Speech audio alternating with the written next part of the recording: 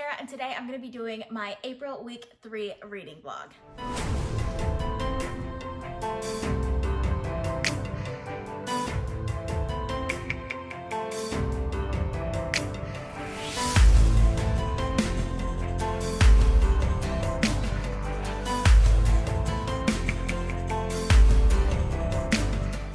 So it is Saturday, April 11th, and this has been a weird week this past week. I only got 2 books finished, though like one of them was over 1,000 pages. So it's like equal to like 4 regular books, right? Because a regular book is like 300 something pages. So that makes sense to me. Anyways, it was still a weird week. I'm hoping this week is better work-wise, and then next week I'm going back to my normal location. So everything should be back to normal. Fingers crossed. So if you missed last week's reading vlog, I will link it up in the cards for you guys. But like always, I'm gonna start out this vlog with the books that I'm currently reading. So the first book I'm currently reading is Memories of Ice by Steven Erikson. So I actually made progress on this earlier today. I read chapter 1, so I'm right about there. Not super into it yet. I'm really enjoying this so far. Like I have a lot of hope for the rest of the story that's coming. So I'm really excited to get into this one, especially with everything that happened at the end of the last book. I've been meaning to pick this up for a while now, and I'm really excited for it. I also picked up Gods of Jade and Shadow by Silvia Moreno Garcia. This one I had a lot of high hopes for. I'm not super far into it. I've read like the first 5 chapters or so now. I'm getting similar vibes from this one as I did from City of Brass by S.A. Chakrabarti, in the sense that it uses non-European mythology and that it has a heavy romance aspect to it.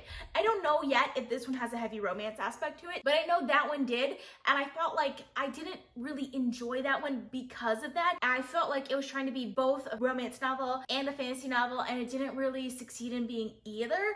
So that one was one that I really did enjoy, and I'm getting kind of the same vibe from this one. So I really hope that doesn't end up where this one is going, because I'm having difficulty with the writing right now, especially at the beginning. I just felt like it got really into the main character's head, which doesn't annoy me all the time depending on how the character thinks, but it's annoying me in this one. And I also don't like some of the other characters and the way that they act. Like Martin, for example, is our main character's cousin, who is like male, and he's the only male cousin. So because of that, he's basically like their grandfather's heir, but like he's just arrogant for no reason. And like there was even a chapter from his perspective, and he was still just arrogant for no reason. Mind you, I love good unlikable characters, but I also have to understand how they think and feel, and I just felt like there wasn't any understanding there when it came to Martin. So I don't know, I'm only 5 chapters in, so this could change a lot, but right now I'm a little skeptical of this one. We'll see how it goes though, and hopefully I'll end up liking this one, because so many people love this book and I want to love it too. Next, I finally got back to Shorefall by Robert Jackson Bennett. I read chapter 2, so like I read chapter 1 like 4 months ago, and I finally got to chapter 2. This is a book that I got from NetGalley. It's coming out on April 21st, which is coming up soon, so I need to get to this book. Mind you, this book is so good. Like I'm really enjoying it. It's the sequel to Foundryside, in case for those of you guys who don't know, and Foundryside is set in this world in which the magic is kind of like technology based, and the main character is Sancha, who is a thief, and the beginning of Foundryside goes straight into the action, and I'm really enjoying it. And lastly, if you haven't been watching my vlogs for the past like, I don't know, 6 weeks or so, I've been doing a reread of the Harry Potter series by J.K. Rowling. I'm currently on Harry Potter and the Prisoner of Azkaban, and like all of the books so far, I'm reading the illustrated edition while annotating the paperback copy, and I'm not super far into it. You can kind of see it there. I'm right about there right now, so I haven't made any progress since the last vlog yet, because the last vlog ended today and I just started this vlog, but I probably will be reading a chapter or 2 before I go to sleep at night tonight, so I will talk to you guys more about this one later. Okay, so I just got home and I've been listening to the audiobook for Gods of Jade and Shadow, like on my way to work and coming back from work, and this morning a little bit before I went to work. I'm waiting for the part where I start liking this book. I'm pretty far into it now too. Right there. I'm a little annoyed by the writing because it seems repetitive, especially when it comes to like the world building and things like that. Like for example, how the magic works. It kind of repeats over and over again. So for example, in this, our main character, Cassiopeia, she gets this bone shard in her hand, and there's this god that uses that bone shard to draw life from her. So I don't know how many times we have to mention that he's basically a parasite to her. Like, I think I've heard it like at least 7 times, almost the same exact way, and it's kind of annoying me. Like, I understand what the author is trying to point to with that, but I understood it the first time. I didn't really need the other 7 times. Well, I'm enjoying the story and I really like the idea of the story itself. The writing is annoying me, and that makes me really sad because I really wanted to love this book. I think though that once it gets to a little bit more action, I may like it more, because right now the majority of the tension seems to be coming from this maybe romance, and that's annoying me. Partially because of the way the romance is written, because I'm very particular about how the way my romances are written, and I don't particularly like this one, but also partially because every time there is a little bit of action, I feel like it's really underplayed, and then there are other parts, like I mentioned, that are just repeated over and over again that frustrate me. So yeah, that's how I'm feeling about this right now. I am almost done with it though, so I'm right there. There's not that much left to it. I'm thinking I could probably finish it tonight if I really want to, but I haven't decided yet what I'm gonna do. I did make a little bit more progress in Gods of Jade and Shadow by Silvia Moreno Garcia right there now, so there's only that much left, and I had decided to continue on and finish this book tonight, but I found myself not paying attention. I was kind of forcing myself to read it, and because I'm kind of tired, I don't know if you can tell, my eyes are kind of closing right now as I'm even talking to you guys. I found myself not paying attention. I wanted something a little bit lighter to read, so I decided to pick up The Two Lives of Lydia Bird by Josie Silvers, and I'm really glad that I did. By the way, last week when I was reading The Stand, I mentioned that I didn't want to read any more like pandemic sort of books anymore, that I was gonna go back to my idea of time travel, or that I would go even further and just read some lighter, like more romance focused books. And this one's both, because this is a book about a woman whose husband or fiance or almost husband dies. And then she kind of gets this chance to relive her life with him. I didn't really understand what was going on from the description, but from what I understand, like when she's asleep, she's with her husband, but when she's awake, she's like in this new life, and there's going to be another romance in her life. I'm really enjoying this, like really enjoying this. As soon as I started reading it, I like immediately felt myself drawn into the story. I really like the voice of the narrator, brilliant. I really love the way the audiobook narrator does this, and I'm really enjoying this so far. Like, I'm really into the story. Like, even though I'm tired right now, I could probably stay up and continue reading this one. I actually probably will read for a little bit longer because it's not that late. I do have to wake up early though, maybe 1 or 2 chapters more. I'm really enjoying this one so far and really excited to see where it's going. Also, this one was most certainly not on my TBR. This is 100% a mood read. So it's Monday, April 13th, and I just finished The Two Lives of Lydia Bird by Josie Silvers. This book was exactly what I needed right now because it's easy to get into. Like, it's set in our world. It has a very obvious, like, sort of romance book setup, but there's enough of a magical feel to it that I don't feel like I'm reading just like a regular romance novel, or it could be a sci-fi feel. Honestly, you're not really sure if there's anything like weird actually happening. Like, it could just be her dreaming, but it's like oddly specific and very real feeling dreams, so probably not. But at the same time, like, this book, what it's really about is grief. Like, that's what this book is about. It's about grief, and it's about the relationships in your life. Both her relationships with her sister and her mom, as well as her relationship with her husband and her friends, and all of those great aspects to it. And I enjoyed every second of this book.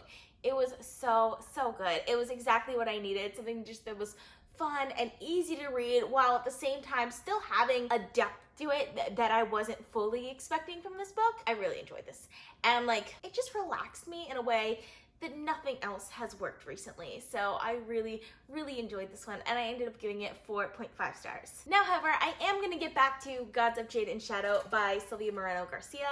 I don't have very much left of this, and I still have quite a bit of time left today because I was reading the other book like every second that I could. Like, every second I got, I was just reading that book. So I have quite a bit of time left today and not very much left in this book, so there's there's a good chance I might end up finishing 2 books today. Okay, so I just got to work, but on my drive over, I finished Gods of Jade and Shadow by Silvia and Moreno Garcia. I have to say, I'm a little disappointed in this book. Like, I really love the idea of it. Like, the story itself, I really, really love. And I really loved the ending. But I never really got into the story, if you know what I mean. I enjoyed the story, but the writing itself really annoyed me and frustrated me at times, that it kind of took me out of the book, and that's why it took me so long to read it, because like this is one of those books where like I should have finished it in one day. Like I would have finished it in one day if I could have really got into the writing, but I just didn't. I ended up dragging it out over a couple of days, and those last 2 hours, I listened to the audiobook for those last 2 hours like 3 different times, because the first 2 times I started listening to it and then realized, you know, I'm not really paying attention to this because I never really got into the writing. So it wasn't until like I'm sitting in my car, I have literally nothing to do except listen to this audiobook, that I finally like paid attention while I was listening to the audiobook on the ending. And I actually really loved the ending, so I'm glad I did. But I really never got into the story because, one, I never felt the romance, which I really wanted to feel the romance, and I felt like the writing and the world building was just really repetitive in ways that annoyed me, and then didn't have the depths in other senses that I really was looking for. So because of that, I ended up giving it 3.5 stars. Also, since I finished it in the middle of my drive over, I did start a new audiobook. So I just started the first one that I saw that I had on my queue that was short, and that was This Is How You Lose the Time War by Amal El-Mohtar. I'm really enjoying it, by the way, so far. It's like kind of like this competition between these 2 sides. One is called red and one is blue. Right now, I'm kind of rooting for blue a little bit, but I think that's because of the narrator, because the narrator for blue is Emily Wuzeller, who is also the audiobook narrator for the Poppy War series by R.F. Kuang, which you guys know I love. So yeah, in my head, blue is like a cousin to Rin from the Poppy War, so that's right now why I'm voting for blue. But it's only been like 20 minutes of the audiobook, so there's a good chance that that might change in the future. So it's Tuesday, April 14th, and I ended up finishing This Is How You Lose the Time War by Amal El-Mohtar and Max Gladstone. I really enjoyed the beginning of this, and I really enjoyed the audiobook. I think the audiobook narrators did a fantastic job, and the beginning of the story really drew me in right away. But I feel like I liked the idea of the story more than I ended up liking it. And I don't think it's the writing, because I think the writing was actually brilliant. I just think the pacing was a little too fast for me. I felt like there were things happening that we needed a little bit more development to really get into them, and we didn't quite get that development in there that I was really looking for. So I feel like this is like just my theme of the day, just liking the story but wanting more from it, if you know what I mean. Like I wanted more from it to really get into it. So because of that, I'm going to be giving this one, I feel like a solid 4 stars is a good rating for this one, because it is a novella, so like I expected it to be shorter, but at the same time, I felt like they could have really developed some of the character parts a little bit more, and this could have been a really great full-length novel rather than just leaving it as a novella. But overall, I did really enjoy that one. So after I finished that one, I decided to start Slaughterhouse-Five by Vonnegut. So this one, I was surprised that I was super drawn into the story right away. I don't know if I mentioned it, but This Is How We Lose the Time War was not at all what I was expecting. What I was expecting from that book is what I'm actually getting from this book. Like, this is time travel during the war, and I'm loving it. Like, I'm loving every second of this right now. It's a little real also. It started talking about ventilators, and then I was just like, I don't want to talk about ventilators right now. But like, I'm getting past all of that, and I'm really enjoying this. Like, this I can see being like one of my favorite classics of all time. And I mean, I read Cat's Cradle. I thought it was good, but I'm liking this one a lot more. So I'm really, really excited to get into this one. I'm gonna try and read this one a little bit slower. I started the audiobook on my way home today, but I think I'll switch to the physical book for most of my reading for this one. So it's Wednesday, April 15th, and on my drive home today, I finished Slaughterhouse-Five by Vonnegut. So this book is really cool, like really, really interesting. I was completely fascinated by this book the entire time. I had completely planned to read this book slowly because I wanted to get more into the themes, but I just couldn't stop reading it. Like, it was that good. Now, story-wise, I don't know if I liked it that much, but I really loved the writing and the structure, which is like the exact opposite about how I felt about pretty much every other book that I read this week, which is interesting. But I really enjoyed this more than I was expecting to. It has a very non-linear timeline, and I enjoy the way that that was done. It definitely has a lot of war and time travel. Maybe it's not really time travel, but it kind of is, and it's like fourth dimensional time travel, which is really cool. So I really enjoyed all of that. And the fact that it had like very realistic war, like Kurt Vonnegut was actually a prisoner in a place called Slaughterhouse-Five in Dresden during the war, which is where this was set. So it had a very historical fiction vibe to it also that I really, really liked. And I ended up giving this one a 4.25 stars. So since I finished that on the way home, I had to pick up another audiobook. I decided to pick up the shortest one that I had that was next. So it ended up being Between the World and Me by Ta-Nehisi Coates, which I'm really excited for. I read, I think back in February, The Water Dancer by Ta-Nehisi Coates, and I really loved his writing style, like really, really loved his writing style. And I'm really excited to see this book because this one was his first book, which is actually nonfiction, and I'm really enjoying it so far. It is really short though, like it's a 4-hour audiobook, and I have a lot of time today. I might be able to finish it tonight. Like, I don't know how, but I'm just like going through books this week. Like last week I finished 2 books. This week I've already finished 5. I don't know how that happened, but whatever, it's fine. So it is still Wednesday night, and I just finished Between the World and Me by Ta-Nehisi Coates. This book is brilliant. I love the writing, first of all. I absolutely love Ta-Nehisi Coates' writing. It's very beautiful, and it's such a moving book. It's kind of what it's like growing up as a Black man in America, and how kind of like society views Black men and women too in America, but specifically Black men, because this is a letter that he is writing to his son. I like that aspect of it as well. It was such a well-written, poignant piece that I really, really enjoyed. There were definitely some parts of it that I didn't jive with as well as other parts, but there was this overall feeling of there's not really an easy solution to this. I completely agree with that, and I think it was just very, very well done, and I ended up giving it 4.5 stars. I apologize in advance if you could hear my neighbors upstairs. They are vacuuming the floor, and they are so loud.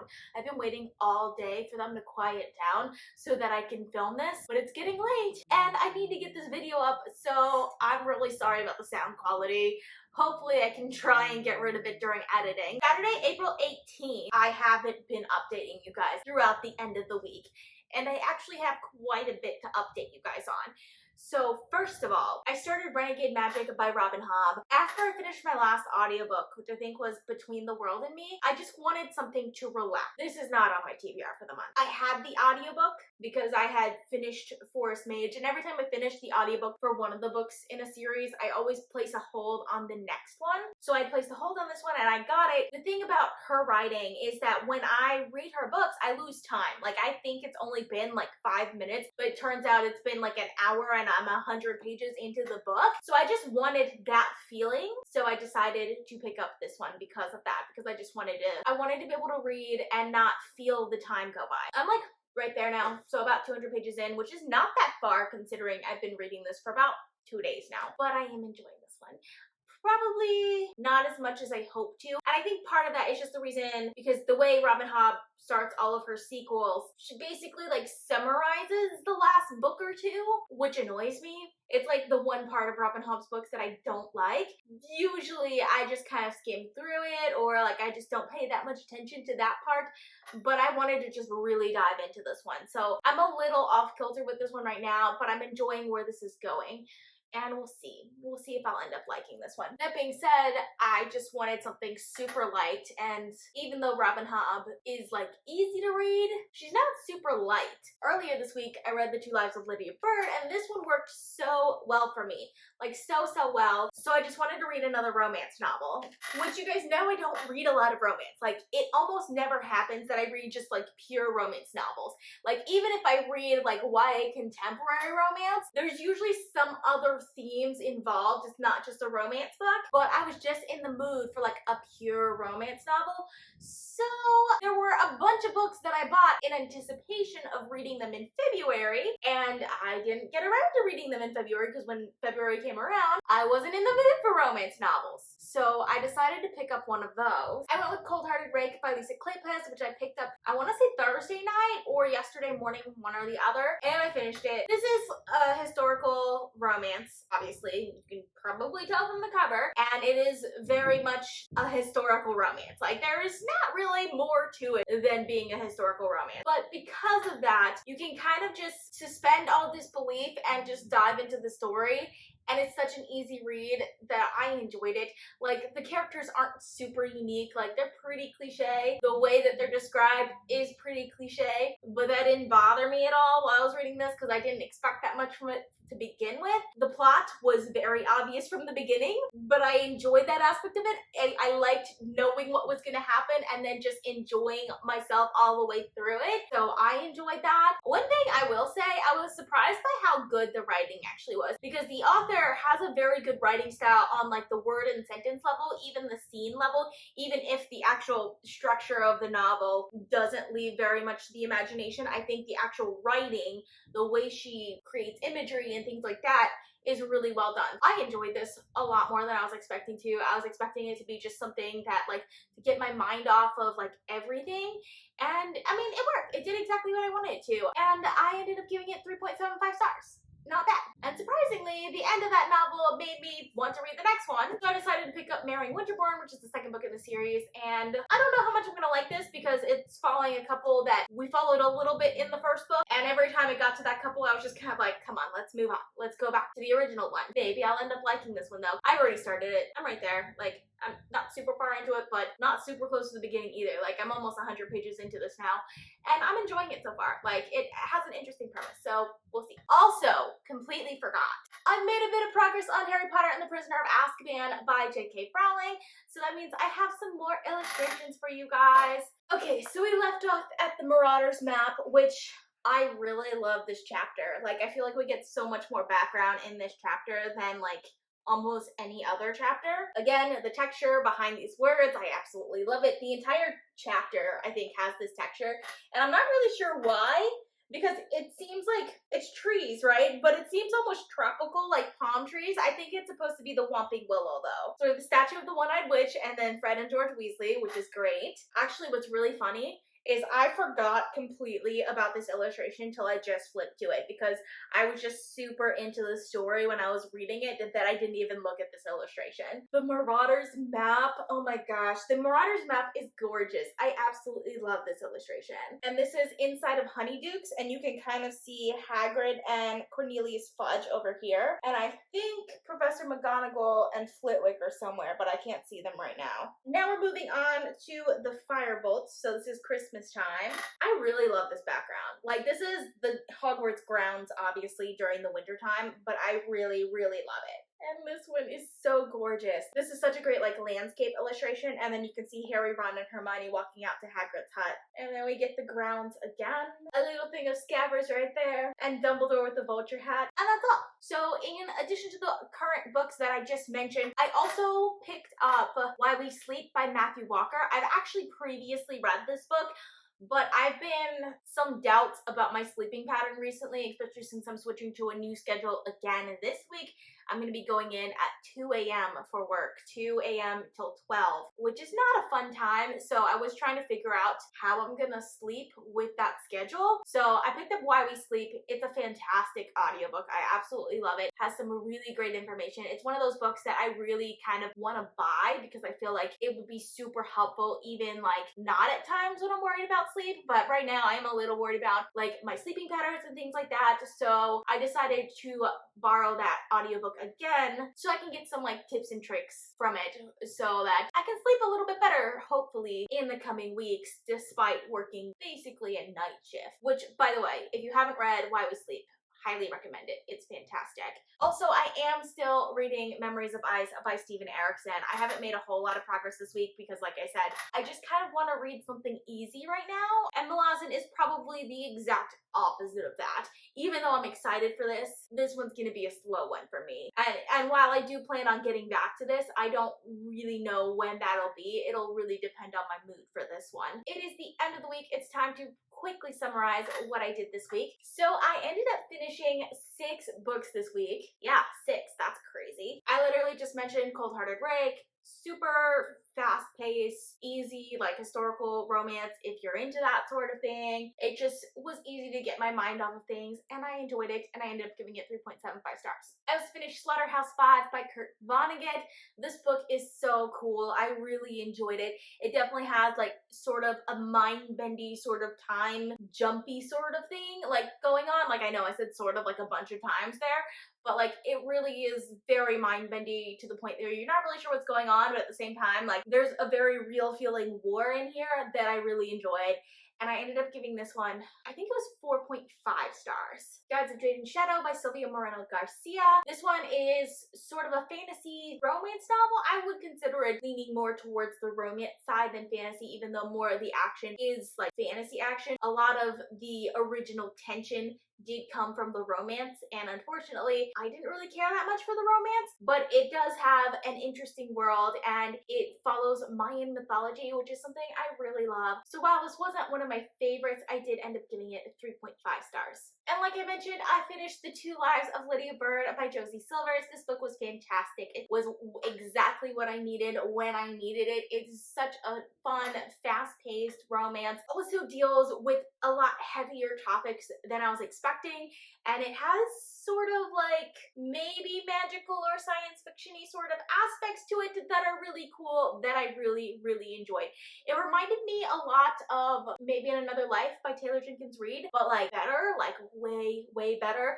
I really enjoyed this, and I ended up giving it 4.75 stars. I also read This Is How You Lose the Time War by Amal, El-Mohtar, and Max Gladstone. It was definitely a fun audiobook that I really enjoyed. It was not what I was expecting from it. It was definitely a little bit more romance focused than I was expecting, but I enjoyed it nonetheless. That being said, I do feel like it could have used a lot more detail and fleshing out that could have made it from a good book to a great book. So I enjoyed it, but there was still a lot more that I wanted from this book. And lastly, I picked up Between the World and Me by Ta-Nehisi.